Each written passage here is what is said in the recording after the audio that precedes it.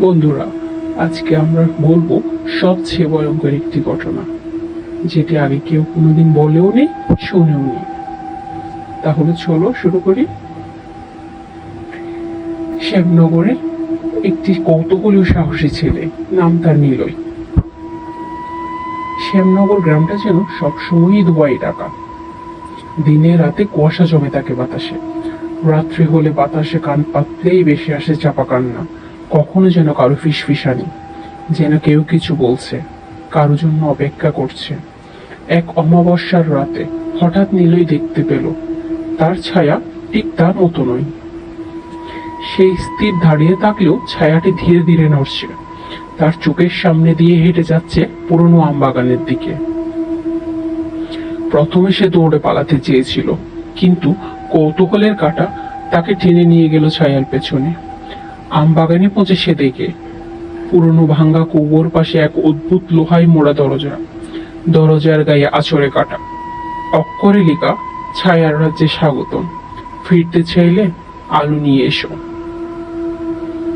হঠাৎ একটা ঠান্ডা হাওয়া বইল, আর দরজাটা নিজে থেকেই খুলে গেল। সঙ্গে সঙ্গে কুয়োর গভীর থেকে এক ঘূর্ণি অন্ধকার বেরিয়ে এসে নিলয়কে গিলে ফেললো এক ঝটকায়। তারপর সে পড়ে গেল এক জগতে, যেখানে আলো নেই, রং নেই, শুধু কুয়াশা, ছায়া আর কান্না। এখানে ছায়ারা কথা বলে, হাঁটে, হাসে। তারা যেন এক একটা প্রাণী। তারা আলোকে ঘৃণা করে। এটা তাদের নিজস্ব রাজ্য, যেখানে মানুষরা বন্দী হয়ে যায় আর ছায়ারা পায় মুক্তি। নিলয় বুঝলো তার ছায়া আর তার নিজের নয়। এটি এখন ছায়া রাজপুত্র, এক ভয়ঙ্কর আত্মা, যাকে অনেক আগে আলো থেকে তাড়িয়ে দেওয়া হয়েছিল। এখন সে ফিরে এসেছে ভয়ঙ্কর রূপে। তুই শুধু এক শরীর, আমি তোর রূপ নেব। তুই থাকবি এই অন্ধকারে আমার জায়গায়। ছায়ারা সব মিলে চিৎকার করে উঠল, মানুষের আলো, আমাদের কারাগার, আজ আমরা মুক্ত হব।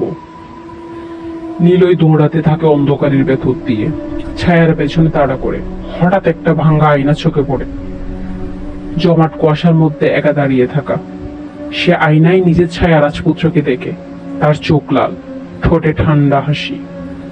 নিলয় ফিসফিসিয়ে বলে, তুই আমি ছিলি, কিন্তু তুই আলোর ছায়া। আমি নিভলে তুইও নিঃশেষ। সে ছড়ে মারে আয়নাটিকে। আয়না ভেঙে পড়ে, আর সাথে সাথেই আলো ফেটে পড়ে। শব্দ হয় না, শুধু এক বিশাল ঝলক। ছায়ারা একে একে গলে যেতে থাকে, চিৎকারে আকাশ কাঁপিয়ে ওঠে।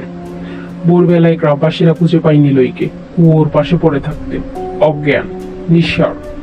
তাকে নিয়ে যাওয়া হয় বাড়িতে। সবার চোখে সে কেবল একটা ভাগ্যবান ছেলে। কিন্তু এক বৃদ্ধা কাপা গলায় ফিসফিসিয়ে বলে, ওর ছায়া কোথায়?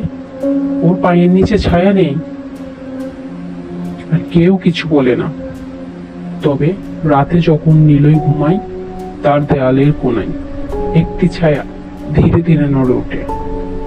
ছায়ারা হারায় না, তারা শুধু সময়ের অপেক্ষায় থাকে পরবর্তী আলো নিভে যাওয়ার।